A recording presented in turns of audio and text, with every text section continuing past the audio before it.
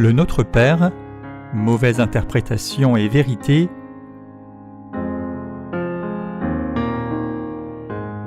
De Paul Sejong.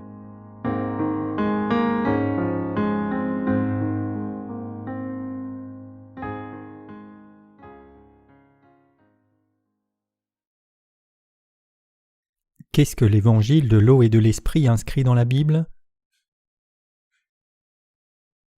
Matthieu 3, versets 13 à 17. Alors Jésus vient de Galilée au Jourdain vers Jean pour être baptisé par lui, mais Jean s'y opposait disant « C'est moi qui ai besoin d'être baptisé par toi et tu viens à moi ?» Jésus lui répondit « Laisse faire maintenant car il nous est convenable que nous accomplissions ainsi tout ce qui est juste. » Et Jean ne lui résista plus. Dès que Jésus eut été baptisé, il sortit de l'eau, et voici les cieux s'ouvrirent et il vit l'Esprit de Dieu descendre comme une colombe et venir sur lui. Et voici une voix fit entendre des cieux ces paroles : « Celui-ci est mon Fils bien-aimé en qui j'ai mis toute mon affection. » Matthieu chapitre 3 versets 13 à 17 décrit comment Jésus-Christ a pris tous les péchés des pécheurs en venant dans ce monde. Dans d'autres endroits, nous pouvons trouver des passages qui préfigurent cet événement dans l'Ancien Testament. Dans le passage de Matthieu chapitre 3, la Bible présente la vérité que Jésus a pris sur lui les péchés de ce monde une fois pour toutes en recevant le baptême de Jean-Baptiste.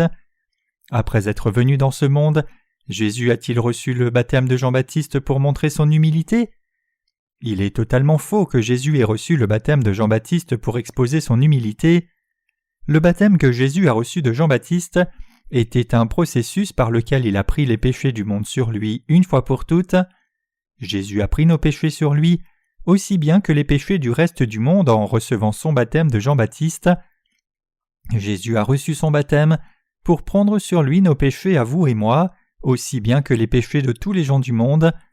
Nous devons savoir correctement que Jésus a reçu son baptême de Jean-Baptiste pour prendre sur lui tous nos péchés. C'est une parole de vérité très cruciale qui nous permet de connaître et comprendre l'évangile de l'eau et de l'esprit. Le baptême de Jésus, qui a été pris pour prendre sur lui tous les péchés de chaque pécheur de ce monde une fois pour toutes, n'était pas en vain. Dans le passé, les justes et les apôtres croyaient et prêchaient le baptême de Jésus et son sang versé à la croix comme constituant la rémission des péchés. Ils considéraient ces deux composants comme la vérité. Cependant, leurs successeurs pensaient que croire dans la croix de Jésus et croire au baptême de Jésus n'étaient pas liés, mais rapidement, tous les chrétiens du monde réaliseront que le baptême de Jésus et sa croix constituent une même vérité. Les chrétiens d'aujourd'hui essayent de croire correctement au sang de Jésus à la croix, et ils le partagent bien, mais ils ne réalisent pas l'importance du baptême de Jésus. Ils pensent à tort qu'il est bon de croire au sang de la croix sans connaître le vrai sens de la rémission des péchés par le baptême de Jésus. Ils pensent que ne pas connaître le baptême de Jésus n'est pas un problème tant qu'ils croient au sang de Jésus. Donc ils ont ignoré la vérité du baptême et n'y ont pas cru. Ils ont agi ainsi parce qu'ils ne savaient pas que le baptême de Jésus et la croix constituaient une seule et même vérité. Satan trompe les gens pour qu'ils croient dans la Bible aveuglément et évitent de recevoir la rémission de leurs péchés. Puisque les pécheurs sont liés dans leurs propres péchés personnels et ont cru qu'ils seraient délivrés en croyant seulement dans le sang de Jésus à la croix, ils ignorent le baptême de Jésus sans reconnaître son importance. Satan le diable interfère avec notre foi. Satan sait très bien qu'il est inutile de croire en Jésus, à moins que la personne ne croie aussi au baptême de Jésus. Ainsi, Satan le diable essaye de cacher le baptême de Jésus pour cacher l'évangile de l'eau et de l'esprit qui expie les péchés du monde de la vue des gens.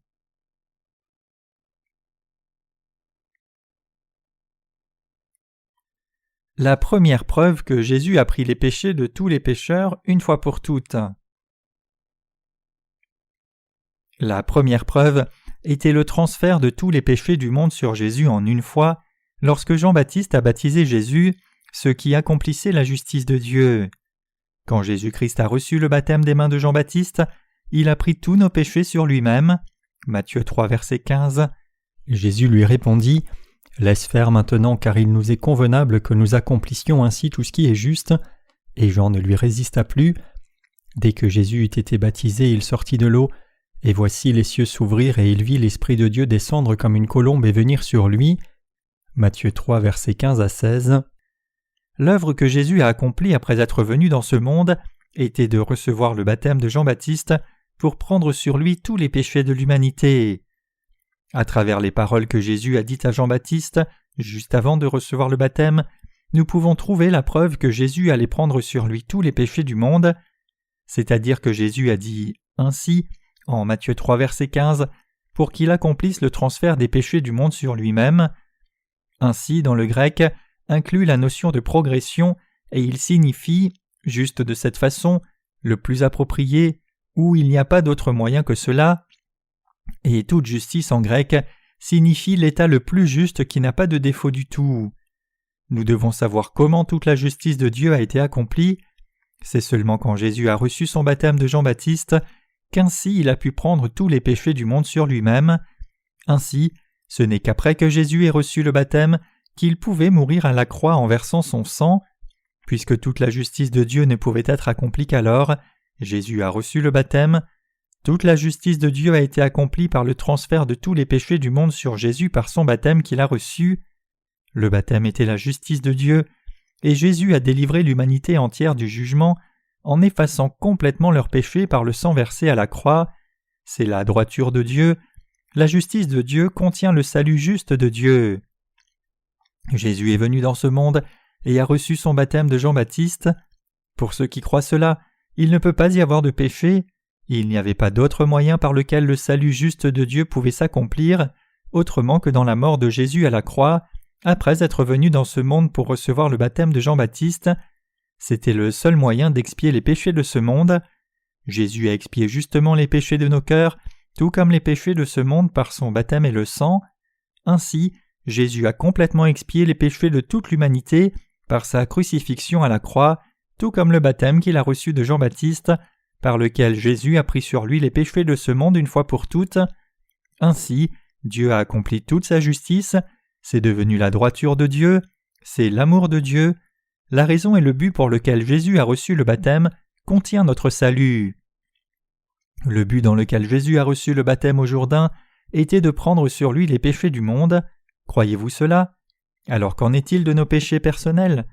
Vos péchés personnels restent-ils encore bien que vous disiez que vous croyez en Jésus? Dites-vous qu'il y a encore du péché dans ce monde, bien que Jésus ait reçu le baptême pour tous les péchés de chaque pécheur? Si vous dites que vous croyez en lui, comment peut-il y avoir des péchés personnels? Ceux qui croient pleinement au baptême de Jésus diront qu'ils n'ont pas de péché, et ceux qui ne croient pas ne pourront pas dire qu'il n'y a pas de péché dans leur cœur. Nous devons croire que même nos péchés personnels ont été pris en charge quand Jésus a reçu son baptême. Ce que je dis, c'est que les péchés personnels n'ont rien à voir avec la foi en Jésus du tout.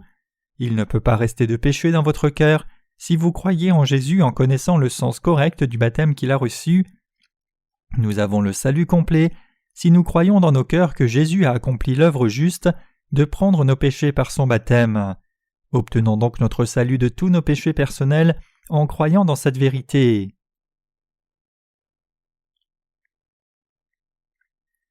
La signification du baptême que Jésus a reçu. Le mot baptême en grec signifie être immergé. La signification spirituelle de ce mot est de nettoyer, d'ensevelir ou de transférer. Le baptême que Jésus-Christ a reçu avait le pouvoir de prendre les péchés du monde des pécheurs et ainsi d'effacer tous ses péchés. Le fait que Jésus ait trempé son corps dans le Jourdain et reçoive son baptême en inclinant sa tête devant Jean-Baptiste était analogue à l'imposition des mains sur la tête de l'animal à sacrifier à l'autel au temps de l'Ancien Testament. Aussi, nous baptisons en posant nos mains sur la tête de ceux qui doivent être baptisés. Au verset 16 du passage des Écritures d'aujourd'hui, il est dit « Dès que Jésus eut été baptisé, il sortit de l'eau », montrant Jésus qui se plonge dans l'eau et en ressort pour recevoir le baptême qui signifie la mort et la résurrection respectivement. L'immersion de Jésus dans l'eau après avoir reçu le baptême signifie sa mort. L'imposition des mains de Jean-Baptiste pour baptiser Jésus signifie l'imposition des mains par laquelle les péchés sont transférés. Le fait que Jésus sorte de l'eau signifie sa résurrection. Ainsi, dans le récit du baptême de Jésus par Jean-Baptiste, se trouve le transfert de tous nos péchés sur Jésus, sa mort et sa résurrection. Le baptême de Jésus est l'accomplissement central du sacrifice dans l'Ancien Testament. par lequel les péchés des Israélites étaient transférés sur le bouc à sacrifier par l'imposition des mains. Jésus a accompli pleinement la justice de Dieu en prenant le péché des pécheurs par son baptême, en mourant à la place des pécheurs et en ressuscitant d'entre les morts pour raviver les justes. Le baptême que nous avons reçu est la preuve certaine que nous avons été délivrés même de tous nos péchés personnels. Nous le recevons aussi comme un signe de notre foi au baptême que Jésus a reçu, aussi bien que sa mort à la croix et sa résurrection. En Matthieu chapitre 3 verset 15, Jésus dit à Jean-Baptiste « Tu dois me baptiser, laisse faire maintenant, il est juste que nous accomplissions tout ce qui est juste de cette façon. » Ici, la raison pour laquelle Jésus a été baptisé était d'accomplir toute la justice de Dieu. Les paroles « toute justice » indiquent la justice de Dieu. La signification du fait de devenir juste en croyant en Jésus et la Bible, c'est la nouvelle naissance, en croyant que Jésus nous a délivrés quand il a pris sur lui-même tous nos péchés par son baptême. Matthieu chapitre 3 verset 15 nous dit que la justice de Dieu a été accomplie quand Jésus a reçu le baptême et que Jean-Baptiste a donné le baptême pour que les péchés des pécheurs de ce monde soient expiés. C'était la raison pour laquelle Jésus a reçu le baptême de Jean-Baptiste et la raison pour laquelle il pouvait recevoir la crucifixion. Jésus a reçu le baptême de Jean-Baptiste parce qu'il voulait rendre tous les pécheurs de ce monde purs par son baptême. Jésus a parlé impérativement à Jean-Baptiste avant de recevoir le baptême. « Laisse faire maintenant, car il convient que nous accomplissions ainsi tout ce qui est juste. » Matthieu 3 verset 15. Toute la justice de Dieu que Jésus a accomplie, c'était de rendre tous les pécheurs purs. Le résultat était sa mort à la croix et sa résurrection. Ainsi, la première chose que Jésus a faite pour faire des pécheurs des justes était de recevoir son baptême, et Dieu le Père a pourvu la preuve à l'appui de cela lui-même en disant « Celui-ci est mon Fils bien-aimé, en qui j'ai mis toute mon affection. » Matthieu 3 verset 17. Le mot « justice » dans la Bible, en caractère chinois, signifie droiture. Il est intéressant que ce caractère chinois soit composé de deux caractères, c'est-à-dire « agneau » et « moi-même ». N'est-il pas vrai que nous pouvons être justes seulement quand nous venons devant Dieu en élevant l'agneau Jésus-Christ ? Oui, ceux qui offrent le sacrifice d'Abel peuvent être approuvés comme les justes selon la loi du salut de Dieu. Le fait que toutes les œuvres justes aient été accomplies indique que Jésus est venu dans ce monde et a expié tous les péchés de chaque personne. Jésus a accompli l'œuvre la plus juste en recevant le baptême, en versant son sang, en mourant et ressuscitant d'entre les morts. Toutes ces choses ensemble ont accompli la justice de Dieu. La justice de Dieu visait à délivrer tous les pécheurs de leurs péchés. Ainsi, Jésus a reçu son baptême et a versé son sang pour les pécheurs, accomplissant toute l'œuvre du salut entière. L'œuvre entière du salut que désiraient tous les pécheurs a été accomplie par le baptême que Jésus a reçu, sa mort et sa résurrection.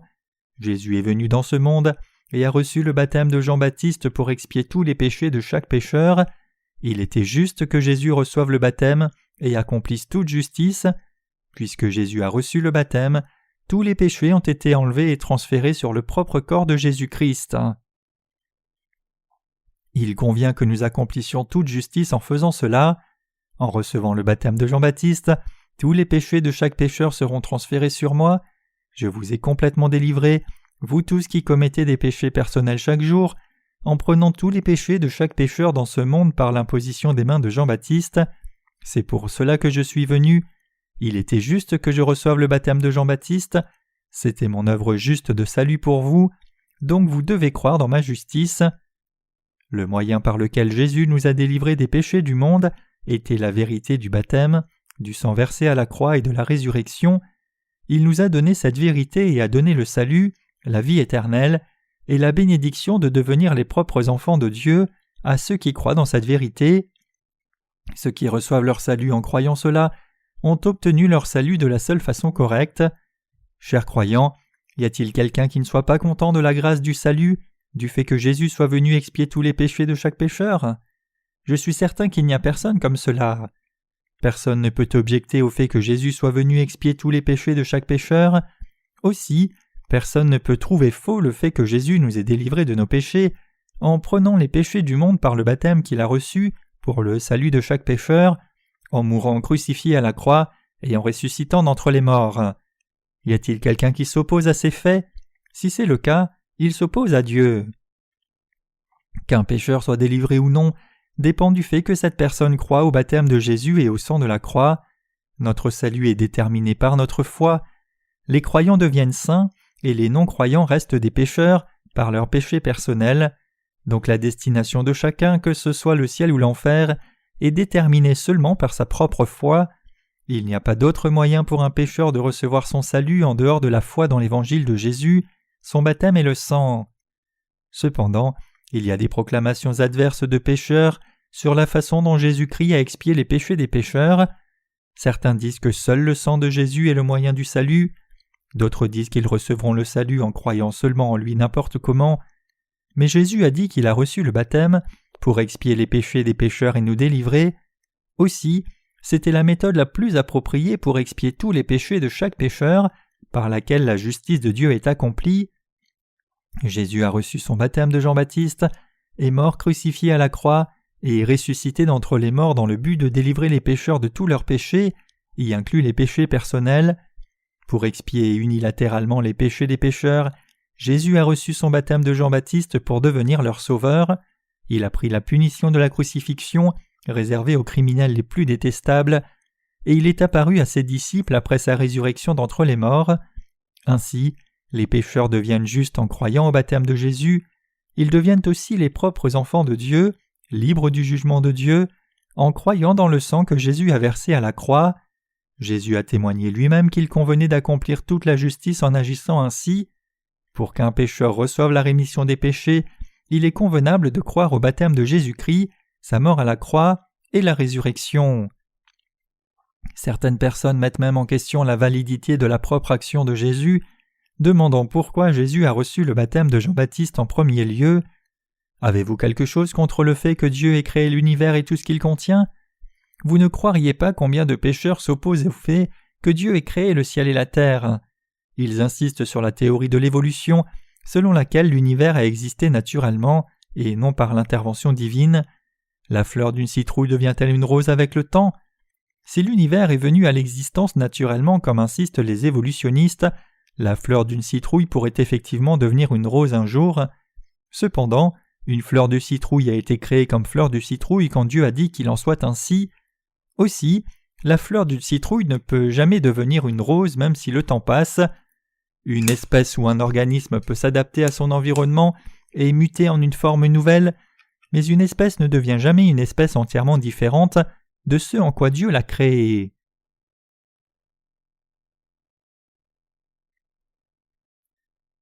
Nous devons renier nos propres pensées et croire aux pensées et plans de notre Seigneur. Pour que qui que ce soit d'entre nous reçoive la rémission des péchés, nous devons passer par le renoncement. Le Seigneur a dit que si quelqu'un veut le suivre, il doit renoncer à lui-même et porter sa croix, et nous devons croire dans l'évangile du baptême que Jésus a reçu et son sang versé à la croix comme le vrai salut. Notre Seigneur a expié tous les péchés de chaque pécheur une fois pour toutes, en recevant son baptême, versant son sang et ressuscitant d'entre les morts. Si Dieu nous dit cela, tout ce que nous devons faire c'est croire. Au lieu de questionner s'il peut y avoir un autre moyen de recevoir la rémission des péchés ou non, nous devrions accepter avec obéissance ce que notre Seigneur nous a dit à sa vraie valeur. Chers croyants, combien de fois le coq doit-il chanter? Il chante autant de fois qu'il en a envie.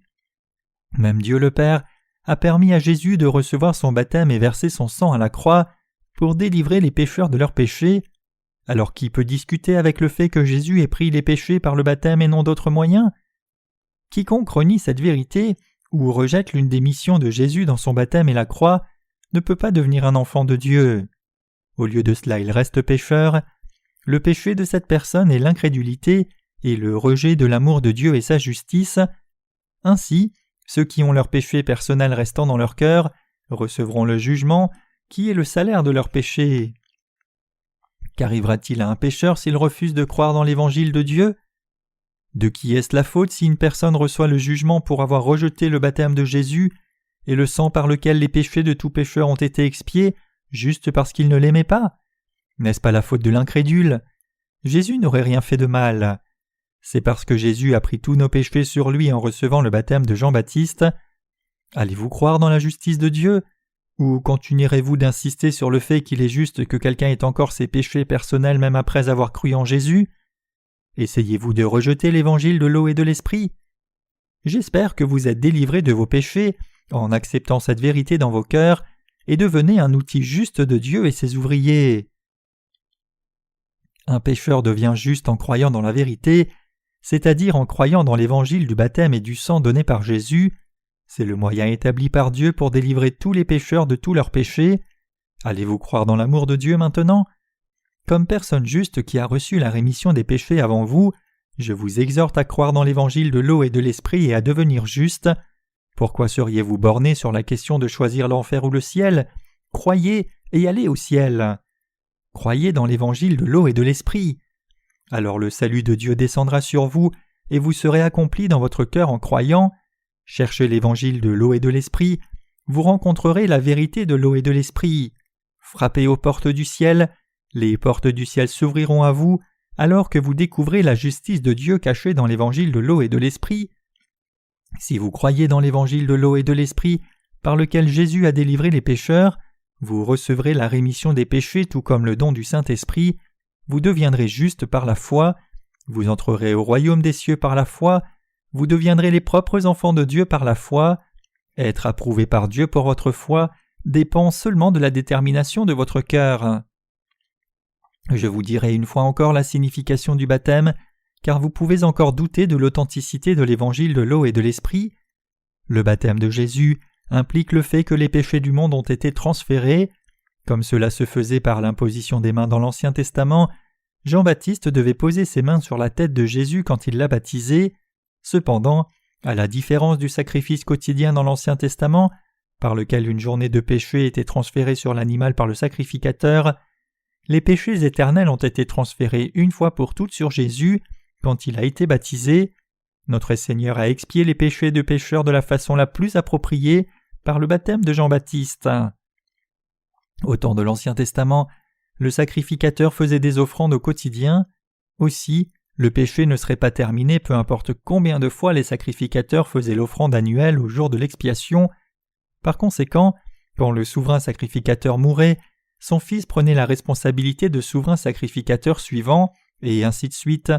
Mais Jésus, comme souverain sacrificateur du ciel, a donné la vie éternelle aux croyants en offrant non un animal mais son propre corps sans défaut pour être baptisé pour le transfert des péchés du monde, être crucifié à la croix, et mourir et ressusciter d'entre les morts.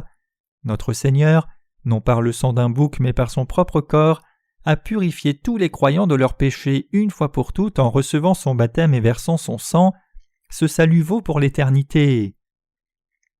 Si nous, qui commettons des péchés personnels chaque jour, recevions la rémission des péchés au quotidien, Jésus devrait être encore vivant en chair en ces jours présents.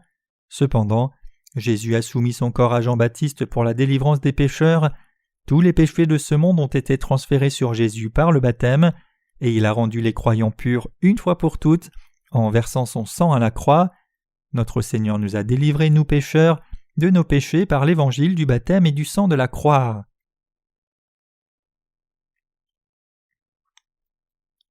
L'évangile dont Jean-Baptiste témoignait était l'évangile de l'eau et de l'esprit. C'est Jean-Baptiste qui a témoigné que Jésus avait pris les péchés du monde en recevant son baptême.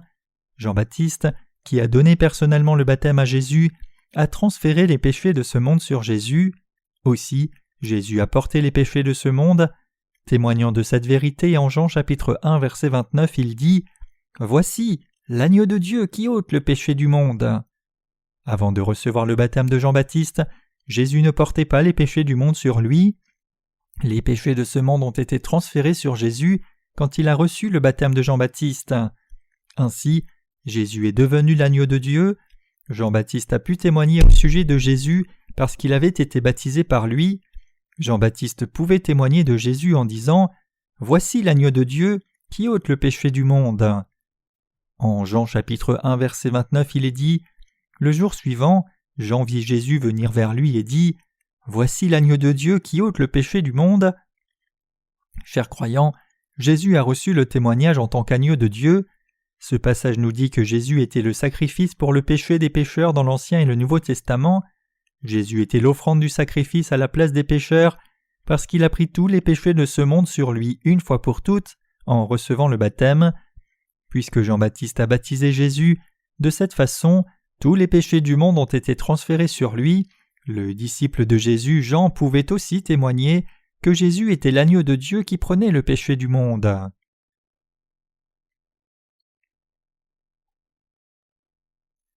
L'Évangile dont les 12 disciples témoignaient. Voici le témoignage des apôtres en Actes chapitre 1 versets 21 à 22.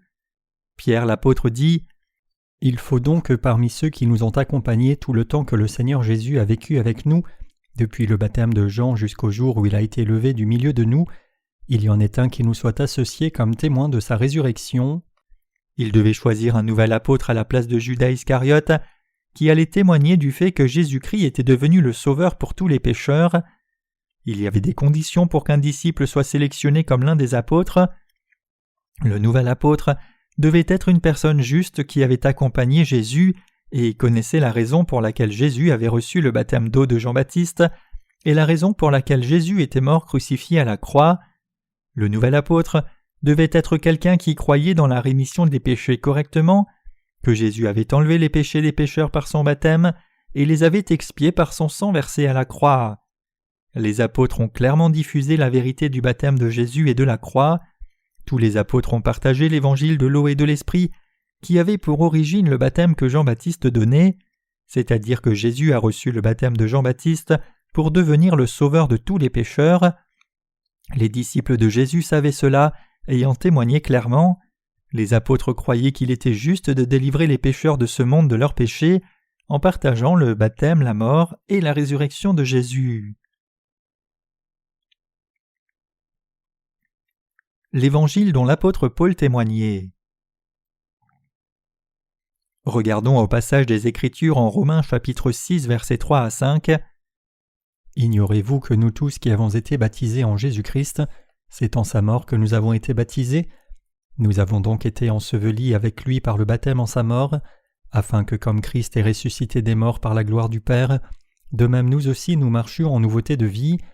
En effet, si nous sommes devenus une même plante avec lui par la conformité à sa mort, nous le serons aussi par la conformité à sa résurrection. Dire que nous qui avons été baptisés en Jésus-Christ avons été baptisés en sa mort est une confession de foi en ce que c'est par le baptême de Jésus qu'il a enlevé tous les péchés de tout pécheur. Quand nous croyons en Jésus, nous pouvons être parfaits, unis avec Christ, seulement quand nous croyons dans la vérité qui est cachée dans son baptême. Dans les épîtres pauliniennes, nous pouvons voir qu'il croyait au baptême de Jésus et son sang aussi. Galates comme Romains parlent du baptême de Jésus en même temps que du sang, donc la vérité, c'est que Jésus a pris tous les péchés de tout pécheur par son baptême et sa mort à la croix. Comment pouvons-nous être unis à Jésus dans notre foi ?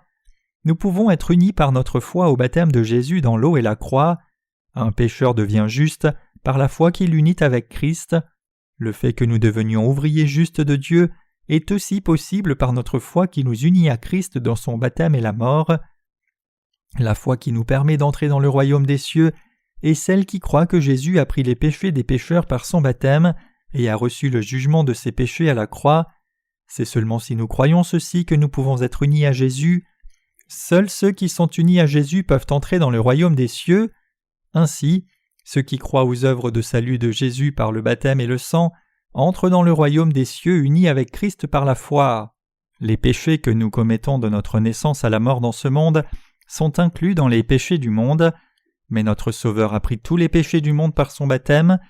Bien que nous devions justement mourir par la loi de Dieu qui dit « Le salaire du péché c'est la mort », nous sommes délivrés de la mort fatale en croyant que Jésus a pris sur lui nos péchés par son baptême et a reçu le jugement pour nos péchés à la croix à notre place. Cette vérité, c'est l'évangile de l'eau et de l'esprit.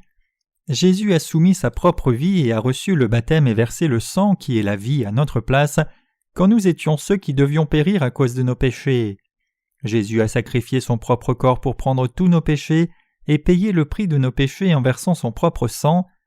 Jésus étant ressuscité d'entre les morts, est assis à la droite de Dieu le Père pour redonner la vie à tous ceux qui croient dans cette vérité, dans la chair et l'esprit. Un pécheur est uni à Jésus en croyant dans son cœur au baptême de Jésus dans l'eau, au sang de la croix et au fait qu'il ait pris sur lui tous les péchés de ce monde. C'est ce que signifie entrer dans le royaume des cieux en croyant en Jésus. Si nous réalisons la justice de Dieu et croyons en Jésus, nous pouvons entrer au royaume des cieux. Puisque Jésus a expié tous les péchés de chaque pécheur et est allé dans le royaume des cieux avant nous, les croyants qui étaient des pécheurs sont devenus une fois pour toutes le peuple de Dieu et entrent dans le royaume de Dieu par ses mérites. Chers croyants, lisons Galates chapitre 2 verset 20 ensemble. « J'ai été crucifié avec Christ, et si je vis, ce n'est plus moi qui vis, c'est Christ qui vit en moi. Si je vis maintenant dans la chair, je vis dans la foi au Fils de Dieu, qui m'a aimé et qui s'est livré lui-même pour moi. » Si nous croyons dans son baptême en étant unis à Christ, nous avons été crucifiés à la croix avec Jésus parce que nous avons cru correctement que nos péchés avaient été transférés sur Jésus. Ainsi, ceux qui sont unis à Christ sont aussi ressuscités avec lui. L'apôtre Paul dit qu'il a été crucifié avec Jésus. De même, ceux qui sont unis au baptême de Jésus-Christ sont ressuscités dans leur foi. Nos âmes ont été ramenées à la vie parce que nous avons participé au baptême de Jésus, sa mort à la croix et sa résurrection par la foi. Ces âmes qui ne croient pas dans la justice de Jésus-Christ sont déjà mortes, mais même ces âmes seront ravivées par la foi si elles s'unissent au baptême de notre Seigneur. De quoi l'âme d'un juste a-t-elle besoin pour se soutenir ? Il reçoit la rémission éternelle des péchés et est ravivé en étant uni à Christ dans sa foi au baptême que le Fils de Dieu a reçu, à la croix et sa résurrection. Puisque Jésus a reçu le baptême qui a enlevé les péchés de chaque pécheur pour les délivrer de leurs péchés, nous sommes unis à Christ en croyant en ce Jésus.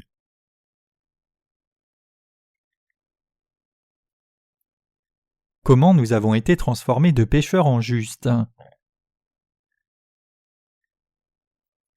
Les gens qui commettent des péchés personnels ont obtenu de nouvelles vies comme justes nés de nouveau en croyant au baptême et au sang de Jésus le Fils de Dieu. Y a-t-il quelque chose de plus supérieur que les justes et particulièrement ? Il n'y a rien de spécial chez les justes physiquement. Ils sont devenus justes en croyant au baptême et au sang de Jésus. Est-ce par notre propre mérite que nous avons été délivrés de nos péchés ? Ce n'est pas par nos propres mérites que nous qui commettons des péchés personnels tous les jours sommes devenus sans péché. C'est par les mérites du baptême de Jésus et la croix. Au milieu de nos âmes réside le Seigneur vivant. C'est parce que nous avons foi dans la parole sur le baptême de Jésus, sa mort et sa résurrection dans nos cœurs. Croyez-vous complètement au salut que Jésus a accompli en expiant nos péchés ? Si nous devons croire pleinement en Jésus et le suivre, les pécheurs et les justes doivent renoncer à eux-mêmes et recevoir la rémission des péchés. C'est alors seulement que nous pouvons suivre Jésus.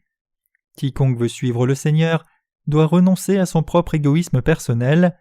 Un pécheur doit renoncer à sa propre pensée pour être délivré de tous ses péchés. Mais s'il suit avec entêtement ses propres pensées comme le commandant Naaman, il ira en enfer.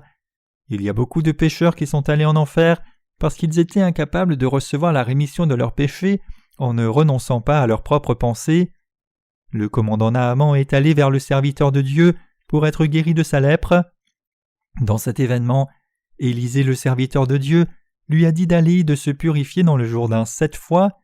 Après avoir entendu cela, le commandant Naaman a refusé de suivre l'instruction en disant « Les fleuves de Damas, l'Abana et le Parpar, rivières de Damas, ne valent-ils pas mieux que toutes les eaux d'Israël ? Ne pourrais-je pas m'y laver et devenir pur » 2 Rois 5, verset 12.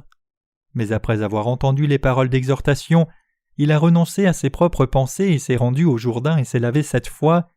Exactement la 7e fois qu'il s'est lavé, il a été entièrement guéri. S'il n'avait pas renoncé à ses propres pensées, sa lèpre n'aurait pas été guérie. De même, si nous ne renonçons pas à nos propres pensées et essayons de vivre notre foi à notre propre façon, nous ne recevrons pas la rémission du péché. Même pour nous, si nous ne renonçons pas à nos propres pensées et ne croyons pas dans l'évangile de l'eau et de l'esprit, nos péchés ne sont pas expiés. Chers croyants, nous devons renoncer à nos propres pensées, peu importe combien elles semblent justes, c'est le chemin de la vie. Chers croyants, quel droit avons-nous d'être furieux quand nous, pauvres pécheurs, étions destinés à l'enfer ? Jésus a expié tous nos péchés en prenant nos péchés par son baptême d'eau et en recevant le jugement de tous nos péchés par le sang de la croix. Alors tout ce que nous devons faire, c'est croire avec reconnaissance dans nos cœurs et l'accepter. Pourquoi Dieu a-t-il permis que ce récit de guérison de la lèpre soit marqué dans la Bible ? il a été écrit pour que les gens qui ont besoin de délivrance pour leurs péchés dans les générations à venir puissent renoncer à leurs propres pensées et accepter les œuvres de Dieu afin d'être délivrés de leurs péchés. Croyez dans l'évangile de l'eau et de l'esprit, c'est alors seulement que nous pouvons prier correctement comme c'est enseigné dans le Notre Père.